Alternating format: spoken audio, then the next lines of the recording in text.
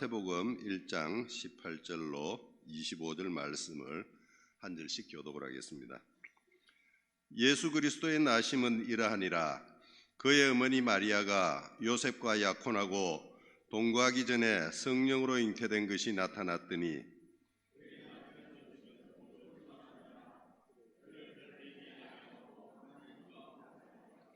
이 일을 생각할 때에 주의 사자가 현몽하여 이르되 다윗의 자손 요셉아, 네 아내 마리아 데려오기를 무서워하지 말라.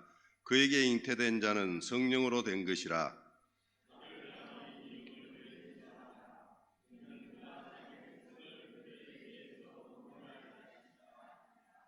이 모든 일이 된 것은 주께서 선지자로 하신 말씀을 이루려 하심이니 이르시되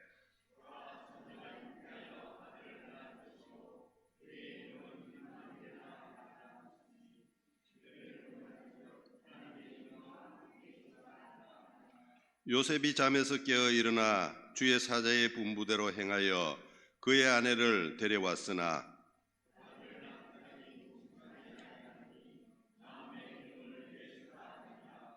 아멘. 자, 이 시간에 박세웅 목사님 나오셔서 성탄의 의미라는 제목으로 말씀을 증거해 주시겠습니다. 목사님 나오실 때에 환영의 표시로 큰 박수를 쳐주시기 바랍니다.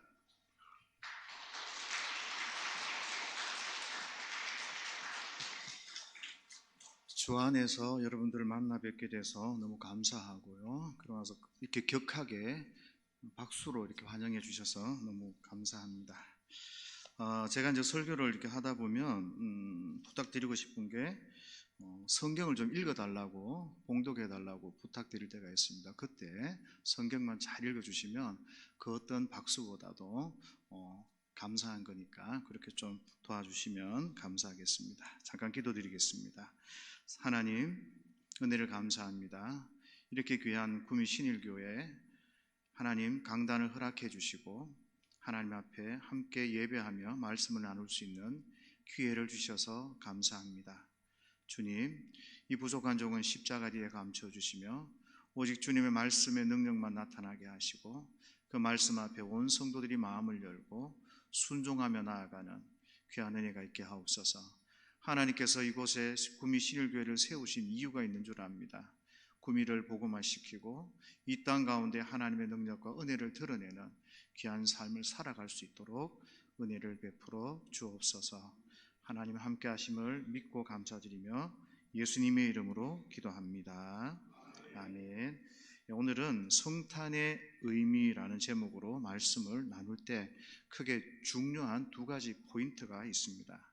그 첫 번째는 동정녀 마리아에서 예수님이 태어나신 그 사건을 좀 기억하셔야 되고요. 두 번째는 하나님이 우리와 함께 계시다라고 말씀하는 그 임마누엘, 그 의미가 무엇인지를 좀 생각하시면서 말씀을 들으시면 좋을 것 같습니다. 이런 이 두 가지 주제를 통해서 예수님의 이 탄생을 바라보는 관점이 좀 잘 정리가 되면 좋겠다라는 마음이 있습니다. 먼저 18절입니다. 18절 다 같이 봉독하도록 하겠습니다. 시작. 예수 그리스도의 나심은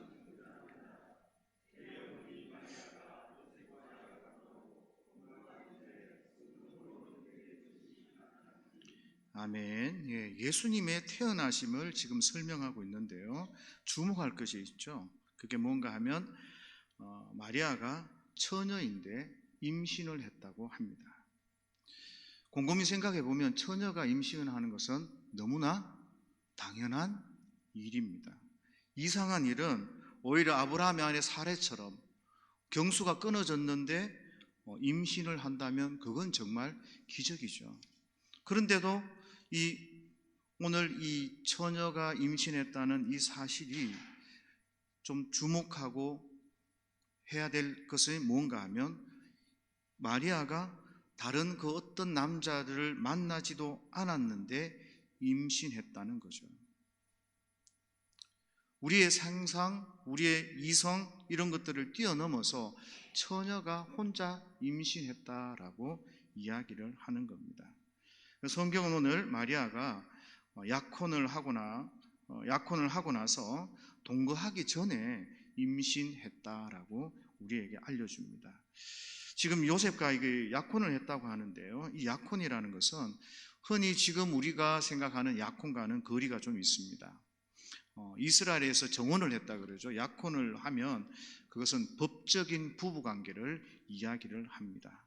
그 이후에 신부집에 신랑이 가서 예물을 주고 혼인잔치를 하고 난 뒤에 이제 실제 동거에 들어가게 돼서 임신을 하게 되면 그게 굉장히 정상적인 것인데, 그런데 오늘 마리아는 이런 동거 전에 임신을 했다라고 이야기를 하죠.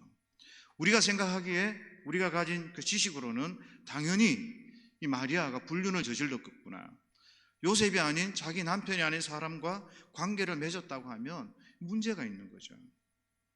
그런데도 성경은 단호하고 분명하게 이야기합니다. 임신했다.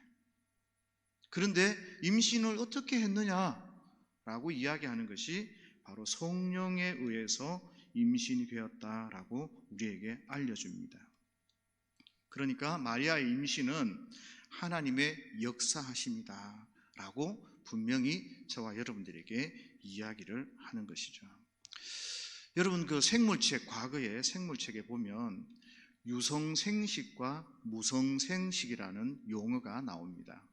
여러분 잘 아시다시피 유성생식이라는 것은 짝짓기를 통해서 대를 이어가는 것이고요, 무성생식이라고 하는 것은 짝짓기 없이 암컷이 스스로 정식을 해 나가는 겁니다.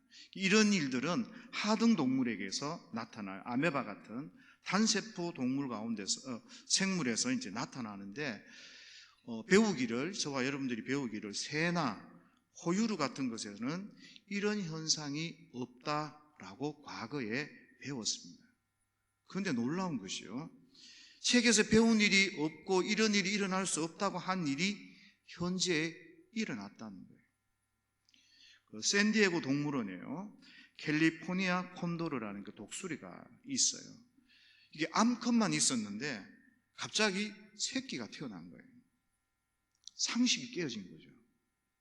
그래서 이 일들에 대해서 학자들이 설명하기를 기후변화나 질병 이런 것들 때문에 수컷이 없는 이런 절망적인 상황에서 이 종족 보존을 위한 그 최후의 수단으로 이런 일이 일어났다라고 해명을 하거든요.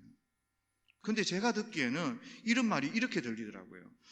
종족 보존이 굉장히 절박하면 기적적인 일이 일어날 수 있다라고 궁색한 변명을 하는 것처럼, 과학자들이 그런 변명을 하는 것처럼 들리더라고요.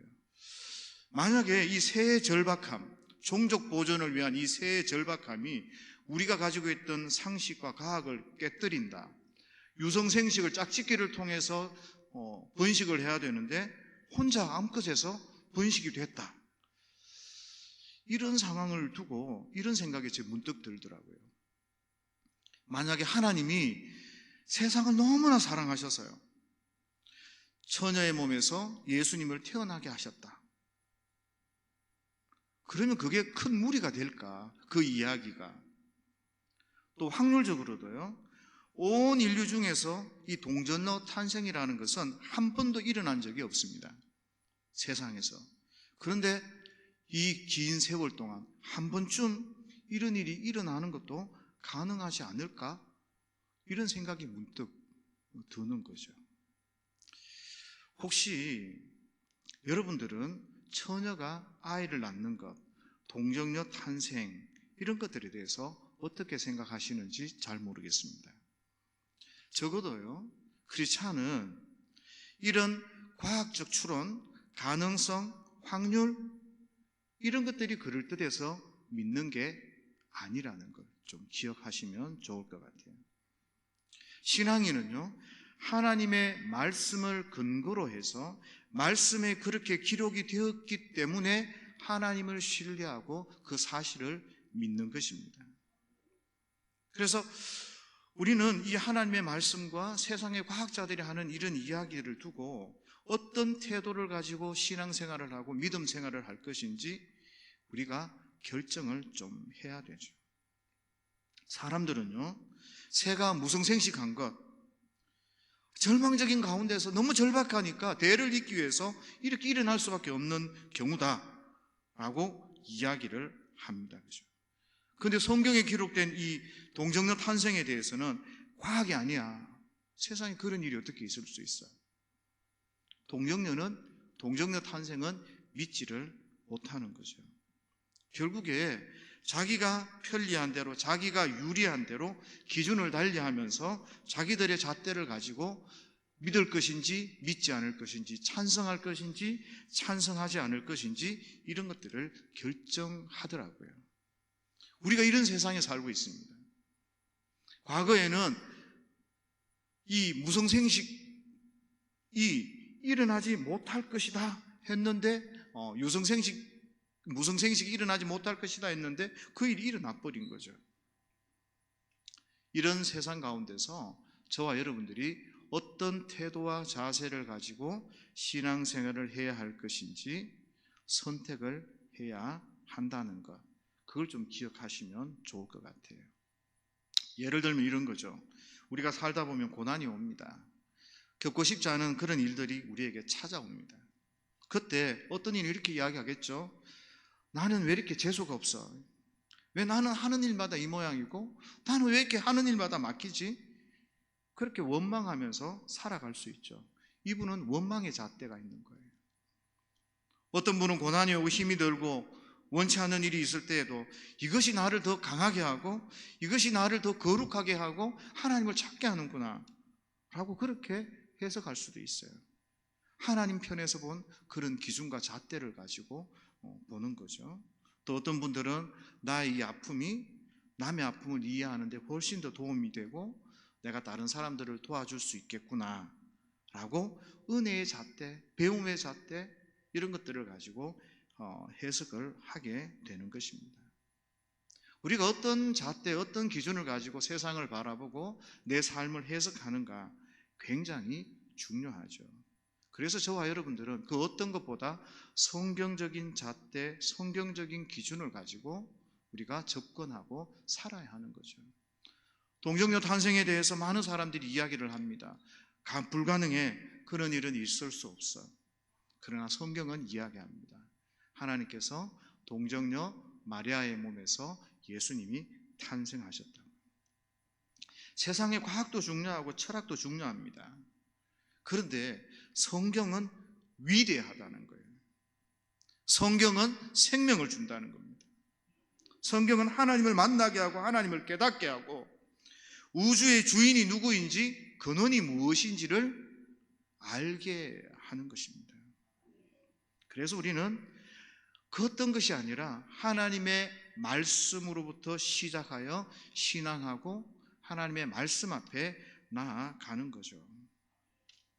그래서 우리가 성경을 통해서 하나님을 만나면요, 하나님이 세상을 창조하셨음을 믿으면 이 처녀가 아이 낳는 거, 동정녀 탄생, 이게 쉬운 거예요. 예수님의 부활, 너무 간단한 겁니다. 하나님이 천지를 창조하셨기 때문에. 사실 저와 여러분들도 동일한 경험을 가지고 계실 것 같은데요, 우리가 하나님이 살아계신 것을 깨닫고 하나님을 알면 믿고 싶지 않고 믿지 않으려고 해도 이 성경이 믿어지게 되더라고요. 그래서 오늘 여기 앉아 계시는 분들 모두가 하나님을 깨닫고 하나님을 바라보기 위해서 성경을 좀 부지런히 보시면 좋을 것 같습니다. 성경 통해서 하나님이 어떤 분이신지 인격적으로 그분을 경험하고 만나고, 그래서 하나님 앞에 믿음으로 순종해 나가는 여러분들이 될 수 있기를 예수님의 이름으로 축복합니다. 그런데 오늘 본문에 보니까요, 여기서 동정녀 탄생만큼이나 중요하게 강조하는 부분이 있습니다. 그게 뭔가 하면 성령으로 잉태되었다라고 말씀하시는 거예요. 20절에도 나오죠, 그죠? 성령으로 잉태되었다라는. 예수님은 단순한 사람이 아니야. 성령으로 잉태되어 태어나신 하나님의 아들이십니다. 우리도 마찬가지예요. 다 같이 밥 먹고 다 같이 직장 생활하고 다 같이 이 땅 가운데 살지만 우리가 하나님의 자녀가 되고 하나님의 백성이 된 것은 성령으로 말미암아 우리가 거듭났기 때문에 죄로부터 구원받은 그런 새로운 피조물이 되어 이루어지는 것입니다. 그런데 많은 사람들이 오해하는 게 뭔가 하면요, 단순히 처녀의 몸에서 태어났기 때문에, 동정녀의 몸에서 태어났기 때문에 예수님이 하나님의 아들이 된다라고 말씀을 합니다. 그건 큰 오해입니다. 처녀의 몸에서 태어났기 때문에 하나님의 아들이 되는 게 아니라 성령으로 잉태되어 태어났기 때문에 하나님의 아들이 되는 것입니다. 예수님이 왜 하나님의 아들입니까? 성경 공부를 하다 보면 주로 이제 이런 이야기들이 나와요. 성경 한 구절 이렇게 쭉 읽고, 바람과 바다를 잔잔케 하시고 병자를 고치시고 기적을 일으키시는 분이니까 바로 하나님의 아들이고 바로 하나님이십니다, 이렇게 이야기를 하거든요. 그런데 만약 이런 논리라면 기적은요, 베드로도 바울도 베풀어요. 만약에 우리 중 가운데 누군가가 병을 고치고 누군가가 기적을 일으킨다면 그분이 다 하나님의 자녀가 되고 하나님의 아들이 되는가? 그런 논리는 잘못된 거죠. 예전에 정명석에게 빠졌던 분이 이런 이야기를 하시더라고요. 체육대회를 하는데 정명석이가 그런 말을 하더라는 거예요. 날씨가 꿀무리해서 비가 막 쏟아질 것 같고 지금 비가 당장 올 것 같은데 아니야, 이제 해가 뜰 거야. 근데 거기에 있던 청년이 보니까 진짜 순식간에 조금 있다가 해가 쫙 뜨면서 모든 게 맑아지더라는 거예요. 그래서 그때 그분의 말씀을 믿지 않을 수가 없었다라고 이야기를 하더라고요. 무슨 이야기입니까? 기적처럼 보이는 그 일, 우리가 흔히 기도하거나 하다 보면 사람이 낫기도 하고 또 여러 가지 일들이 있을 수 있잖아요. 그런데 그렇다고 해서 하나님이 되시는 것은 아니라는 거예요. 부차적으로 하나님이 사용하신다 이런 증명들, 이런 증거는 될 수 있지만 기적을 일으켰기 때문에 하나님이시다 이렇게 생각하면 굉장히 곤란한 논리에 빠지게 됩니다. 예수님이 왜 하나님이십니까? 성령으로 잉태되셨기 때문에. 그리고 예수님의 모든 사역은요, 성경을 보시면 아시겠지만 성령님과 관련이 되어져 있습니다. 성령님의 힘을 힘입어서 기적을 일으키시고 성령에게 이끌려서 심지어 광야로 이끌림을 받으시기도 하시고, 예수 그리스도의 그 구속 사역을 이루시는 그 모든 과정에 성령님이 연결되어져 있다라는 것을 기억을 하시면 좋습니다. 우리의 구속 사역도 마찬가지겠죠. 성령님께서 우리를 하나님의 사람으로 만들어 가시고 하나님의 백성으로 세워 가신답니다. 그래서 우리가 다른 일을 하고 있을 때, 우리가 어리석어서 깨닫지 못할 때 성령님께서 우리로 하여금 깨닫게 해주시고, 성령님께서 우리가 지쳐 있을 때 예수 그리스도를 바라보게 하시고, 우리가 의심하고 있을 때 예수님을 믿게 하시고, 내가 지쳐 있다가 어느 순간에 성령님께서 우리의 마음속에 찾아오셔서 기도하게 하시고 찬송하게 하시고 감사하게 하시는 그런 일들을 통해서 저와 여러분들이 하나님의 백성으로 세워지고 하나님의 구원의 사람으로 나아가게 하는 것입니다. 그래서 저와 여러분들이 이 성령님의 사역을 잘 생각하시면서 항상 순종해 가셔야 하는데요, 우리가 성령님과 관련되어져서 믿음의 거룩한 삶을 살아가고 있는 것을 어떻게 알 것이냐, 그 열매로 보아 알 수 있을 겁니다. 성령의 열매는 9가지죠. 사랑과 희락과 화평과 오래 참음과 자비와 양선과 충성과 온유와 절제이니, 이런 열매들이 저와 여러분들의 삶 가운데 하나가 되어져서 나타나지 않으면, 9가지라고 했지만 하나입니다. 성령의 열매가. 성령 안에 있는 사람은 이런 삶의 모습들이 드러나고 나타나야 합니다. 지금도 내 속에서 용서하지 못하는 사람이 있다, 성령님이 탄식하고 계셔서 그것을 깨닫고 회개하라고 하실 겁니다. 오늘도 내 마음속에 다른 사람과의 관계 속에서 오래 참지 못하고 나만 생각하고 있다면 성령님께서 깨닫게 하셔서 그런 것들을 내려놓으라고 하실 겁니다. 그렇게 우리의 삶을 하나하나 수정하고 하나하나 변화시켜 나가는 그것이 바로 성령과 연관되어진 그런 삶, 그런 신앙생활 아니겠습니까? 성령님을 통하여서 저와 여러분들이 거듭나게 되고 하나님의 백성으로, 하나님의 자녀로 설 수 있다는 것을 꼭 기억하셔서 성령으로 잉태되어서 성령과 함께 믿음으로 산다는 것이 얼마나 소중한 일인지를 꼭 기억하셔서 하나님과 함께 동행하는 저와 여러분들이 되었으면 좋겠습니다. 19절 다 같이 봉독합니다. 시작. 그의 남편 요셉은 의로운 사람이라 가만히 끊고자 하여. 오늘 19절에서 요셉을 의로운 사람이라고 이야기합니다. 어떻게 보면 요셉이 맞닥뜨린 이 상황은요, 분노와 실망으로 가득 찰 수 있는 상황일 수도 있습니다. 왜냐하면 내가 정혼했던 내 아내가 임신을 했습니다. 누가복음 1장 26절 이하에 보면 천사가 나타나서 마리아에게 너는 이제 임신할 것이다 라는 수태고지가 주어집니다. 그때 마리아는 주의 말씀대로 내게 이루어집니다 라고 순종합니다. 그리고 이 사실을 누구에게 이야기했겠습니까? 자기 남편인 요셉에게 이야기를 했을 겁니다. 여차저차 설명을 했지만 요셉이 지금까지 살아온 자기의 경험, 생각 이런 것에 딱 갇혀 있으면 믿어지겠습니까?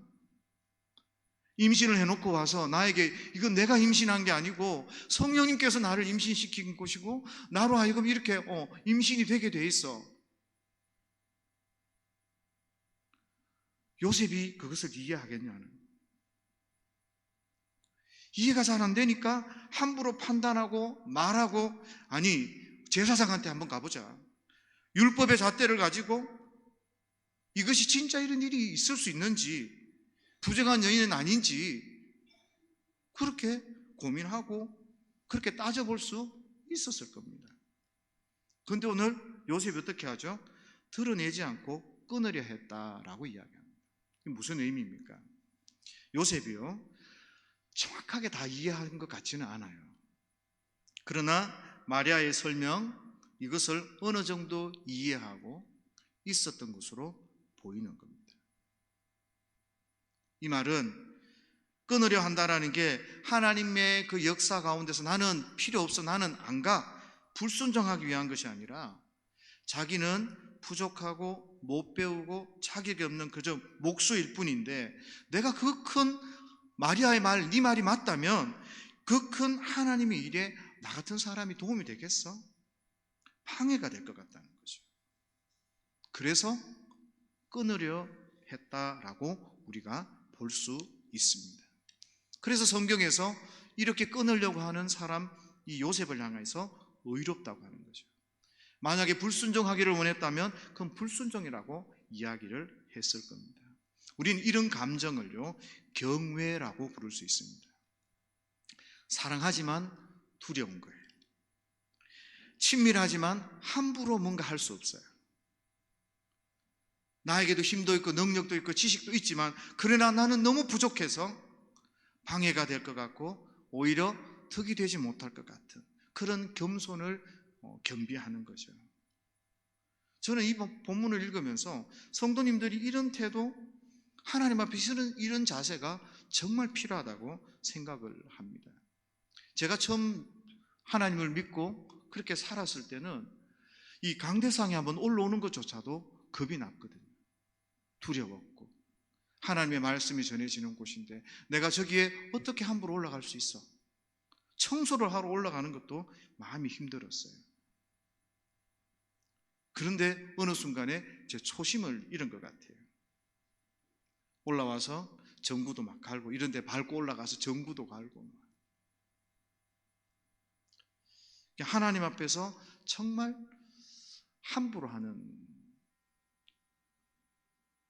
설교를 하기 위해서 더 많이 읽고 더 많이 준비하고 더 하나님 앞에 두렵고 떨리는 마음으로 서야 되는데 어떨 때는 그러지 못한 내 모습도 제가 발견을 하게 됩니다. 하나님이 살아 계신다고 말하면서도 제가 함부로 말을 할 때가 있고 화를 내거나 목사답지 못한 그런 태도와 삶을 하더라고요. 이런 것들이 정말 초심을 잃은 것 같아요. 어떤 교회는 가니까 이렇더라고요. 예배를 드리고 나가는데 재직회를 하고 막 이러는데 이미 싸울 준비를 하고 계셔요. 그러고 나서 예배를 마치고 나가면 내가 뭐 때문에 섭섭했어요, 이 이야기를 하려고 해요. 예배를 마치고 3, 4, 5 모이는데 거기에 남을 헐뜯으려고 하는 그런 마음이 먼저 예배 가운데도 있어요. 그런 것들을 보면 하나님 앞에서 저와 여러분들이 너무 함부로 살아간다 라고 생각이 들더라고요. 사실 주님의 일이 얼마나 귀합니까? 얼마나 소중한 게, 근데 이걸 잊어먹은 거죠. 봉사를 하는데요, 두렵고 떨림으로 봉사해야 돼요. 주일학교 학생들을 가리키는데 이 하나님의 사람들을 두고 두렵고 떨림으로 기도하고 그렇게 봉사를 해야 되는 거예요. 근데 지각하고 주일날 토요일날 대충 보고 그렇게 교육을 하는 거죠. 그러니까 아이들을 향한 그 마음이 다 떨어지니 주일학교 부흥할래야 부흥할 수가 없는 그런 세대가 되어버린 것 같습니다. 주의 일이 얼마나 영광스럽고 귀한 일인지를 깨달으셨으면, 다시 한번 회복하셨으면 좋을 것 같아요. 주님의 일은요, 기쁨으로 하는 거고 사랑으로 하는 겁니다. 누가 우리를 이 귀한 일에 사용하여 주시고 누가 이 귀한 일에 우리를 하나님의 일에 헌신할 수 있도록 해주셨습니까? 여러분이 교회를 돕는 게 아닙니다. 하나님께서 여러분들에게 그 영광스러운 일을 할 수 있도록 기회를 주신 거예요. 그래서 우리는 무슨 일이든 감사하고 기뻐하고 내 옆에 있는 사람에게 물을 한 잔 드려도 주님께 하듯이 그렇게 하셔서 아름다운 교회 모습들을 만들어내시면 좋을 것 같습니다. 예전처럼은 못하더라도, 그죠? 예전에는 너무 막 마음이 뜨거웠잖아요. 예전처럼은 못하시더라도 흉내라도 좀 내시면 얼마나 좋을까라는 생각들을 해보게 됩니다. 20절, 21절 다 같이 봉독합니다. 시작. 생각할 때 주의 사자가 요셉아, 내 아내 마리아 데려오기를 무서워하지 말라. 그에게 잉태된 자는 성령으로 된 것이라. 아들을 낳으리니 이름을 예수라 하라. 이는 그가 자기 백성을 그들의 죄에서 구원할 자이심이라 하니라. 아멘. 오늘 요셉에게 마리아를 데려오라, 순종하라는 거죠. 하나님 뜻 앞에. 너 부족한 건 내가 안다. 그렇지만 하나님 뜻이다. 요셉아, 너는 하나님의 일에, 하나님의 뜻에 순종해라. 네가 아직 부족해서 하나님의 뜻을 다 이해하지 못한다 하더라도, 그리고 마리아에게 나타나는 그 일들 네가 받아들이기가 쉽지 않다 하더라도 그래도 순종해라. 하나님께서 그렇게 말씀하셔요. 그런데 보통 사람들은 어떻게 반응하죠? 우리가 이해가 안 되고 우리가 동의가 안 되면 어떻게 해요? 순종 안 합니다. 장로님들이 결정을 하시고 여러 가지 고민 가운데서, 여러 가지 사정 가운데서 결정을 했어요. 근데 나이가 이해가 안 돼. 그러면 어떻게 해요? 뒤로 빠지는 거예요. 결정하신 분들이 하십시오. 그거는 올바른 성도의 태도가 아닌 거예요. 하나님의 뜻이라면 내가 이해하지 못하고 내가 동의되지 않는 한이 있더라도 어떻게 하셔야 돼요? 순종하셔야 돼요. 24절에 보면 요셉은 깨어나서 뭐합니까? 순종하는 거예요. 그래서 요셉은 의로운 사람입니다. 의로운 사람은 순종하는 사람입니다. 부족하고 연약해도 순종하는 겁니다. 그런데 하나님께서 우리의 삶 가운데서 가끔씩 이런 순종, 이해가 안 되는데, 하기 싫은데 순종을 요구하실 때가 있습니다. 신앙생활 해보니까 그래요.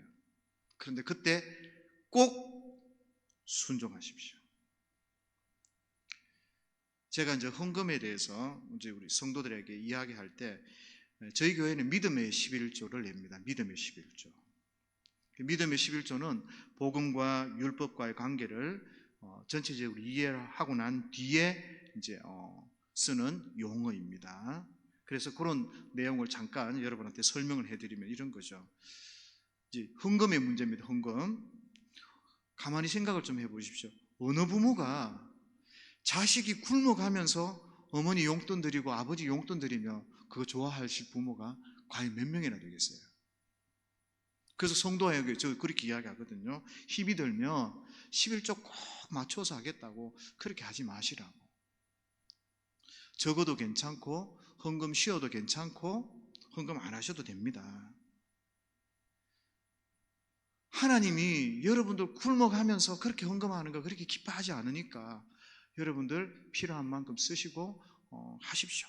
제가 그렇게 첫 번째 가르칩니다. 그것만 기억하시면 안 돼요. 두 번째, 그리고 부모를 사랑한다고 하면서요, 자기만 잘 먹고 부모 돌아보지 않고 형제 돌아보지 않으면 그게 진짜 부모를 사랑하는 건가? 그 부모님 사랑하는 거 아니죠. 하나님도 마찬가지다.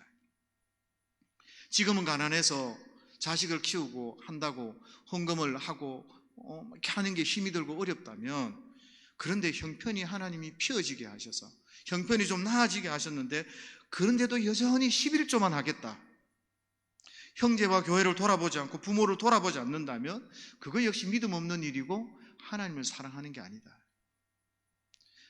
정말 하나님을 사랑한다면 하나님의 나라를 위해서 더 많이 헌금할 수도 있다.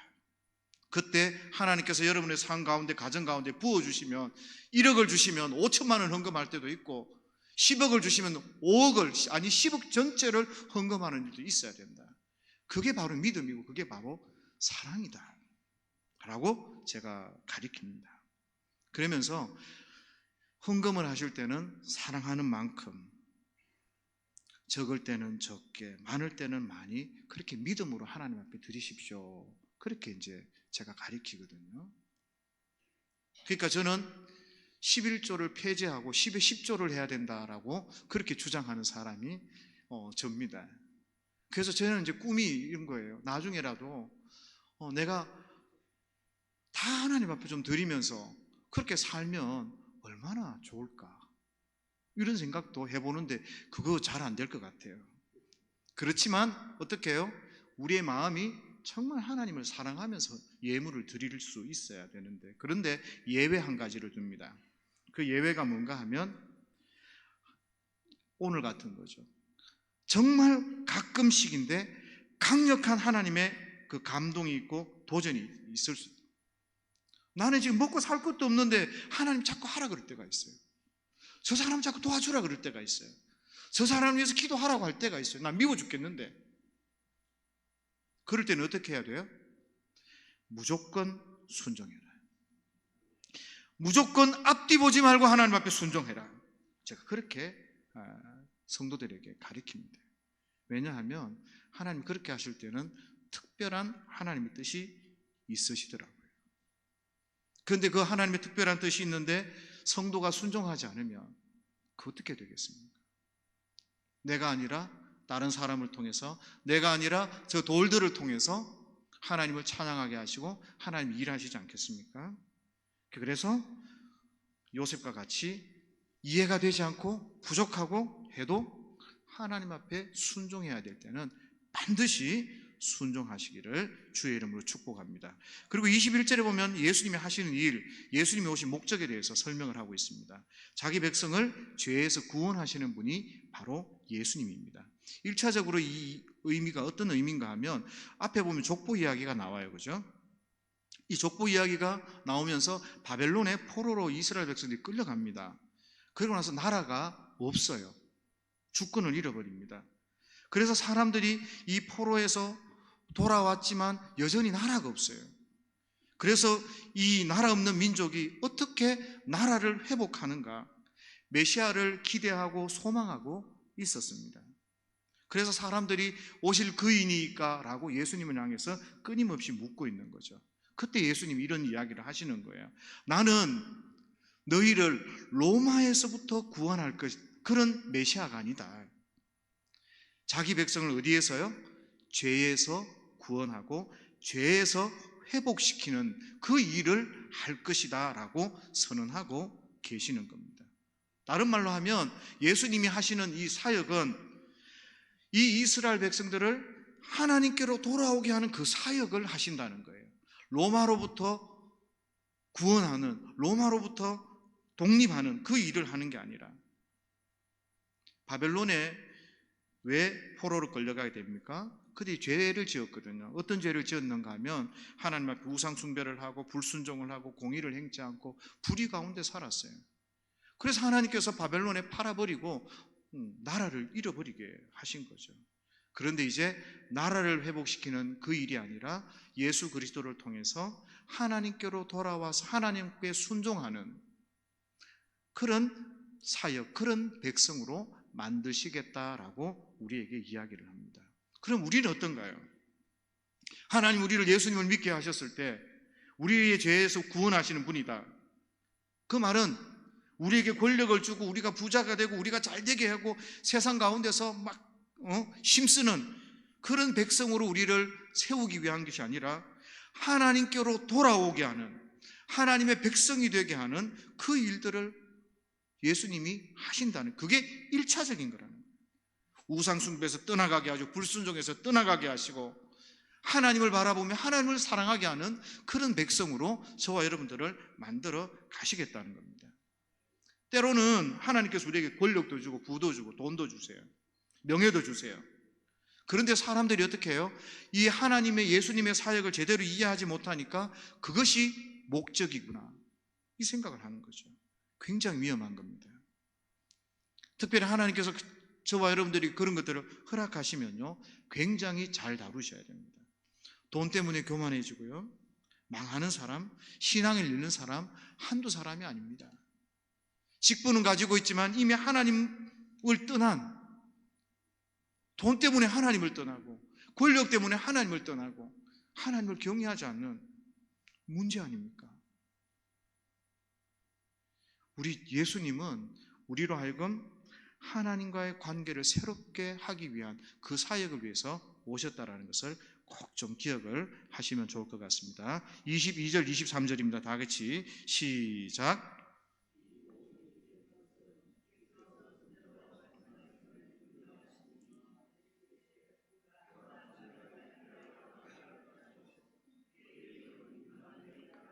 셨으니 이를 번역한 척 하나님이 우리와 함께 계시다 함이라. 아멘. 임마누엘의 뜻은요 하나님 우리와 함께 계신다라는 말씀입니다.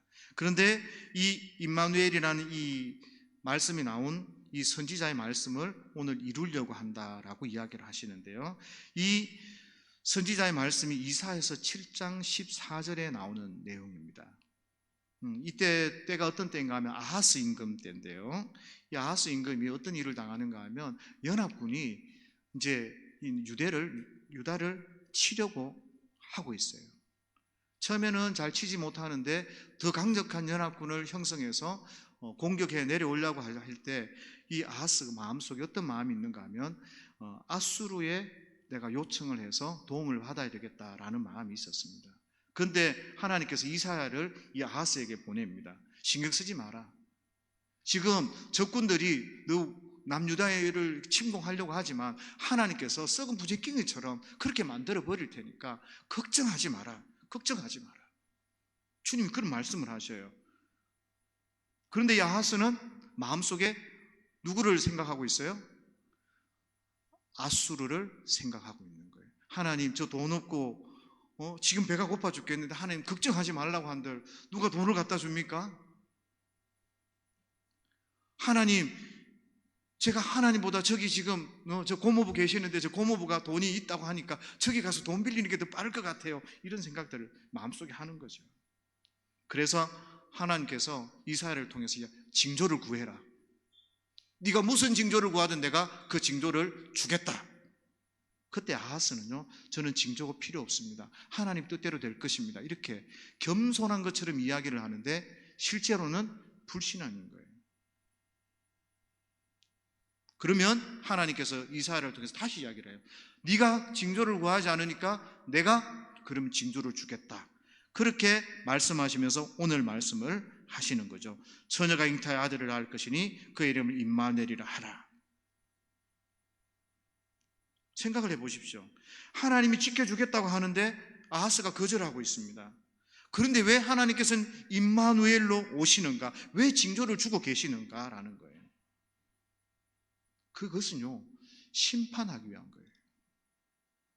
네가 하나님의 말씀을 거절했어? 하나님의 말씀을 신뢰하지 못하고 앗수르를 네가 의지하고 있어? 그 일들이 어떻게 드러나고 나타나는지를 내가 보여줄 것이다. 그렇게 해서 이 7장 14절의 말씀이 주어지는데 이 말씀을 이루려고 함이다라고 오늘 성경 이야기하고 있죠. 이 말은 의미가 이런 거죠. 예수님이 오시면 사람들은 다 회복되고 기쁘고 화평하고 즐거울 줄 알아요. 그런데 그게 아니라는 거죠. 예수님이 오시면 이스라엘, 불순종한 이 이스라엘을 심판하시고 그 가운데 남은 그 새로운 거루터기를 통해서 새롭게 시작하시겠다는 거죠. 이제 이스라엘은 버리고 새로운 교회를 설립하셔서 하나님의 나라를 이루어 가시겠다는 그 심판의 메시지가 여기에 포함이 되어 있습니다. 그러니까 예수님의 오심은, 예수님의 성탄은 뭐예요? 심판의 의미도 있고 우리에게 구원의 의미도 주어지는 것입니다.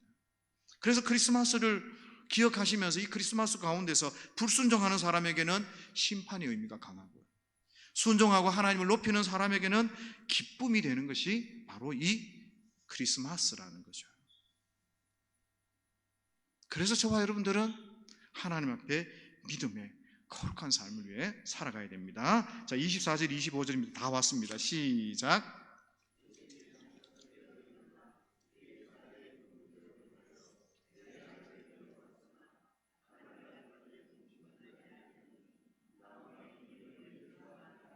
아멘. 예. 오늘 여기 요셉의 행동이 어떻게 하나님 앞에 반응하고 있습니다.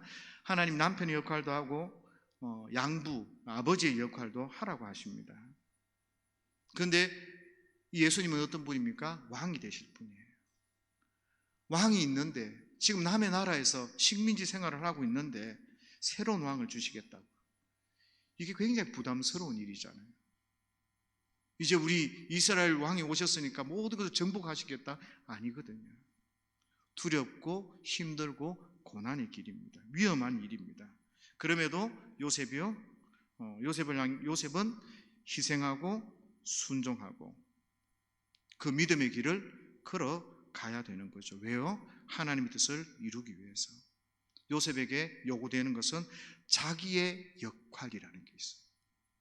장로님은 장로님의 역할, 권사님은 권사님의 역할, 집사님은 집사님의 역할, 성도는 성도의 역할, 목사님은 목사님의 역할, 자기의 역할을 감당해야 되는 거죠. 거기엔 때로 희생도 필요하고 거기에는 순종도 필요합니다. 그런데 예수 믿는 사람은 그 하나님의 영광스러움 때문에 우리가 그 삶을 싫어하지 않고 기꺼이 그 삶을 살아가는 거죠. 우리가 자녀를 위해서 우리의 생명이라도 내놓을 수 있잖아요. 사랑하는 자녀를 위해서 그렇게 할 수 있는 것처럼 우리가 존경하고 우리가 사랑하는 그 하나님을 위해서 내가 할 수 있는 그 역할들을 기꺼이 하는 거죠. 나를 주장하고 내가 높아지고 이런 게 아니라 선으로 행하고 겸손하고 낮아지고 좀 바보 같아도 예수님 믿는 사람처럼, 예수님처럼은 못해라도 흉내라도 내면서 그렇게 예수쟁이답게 살아가려고 노력해야 되는 거예요. 그 가운데서 하나님의 뜻이 이루어지는 것입니다.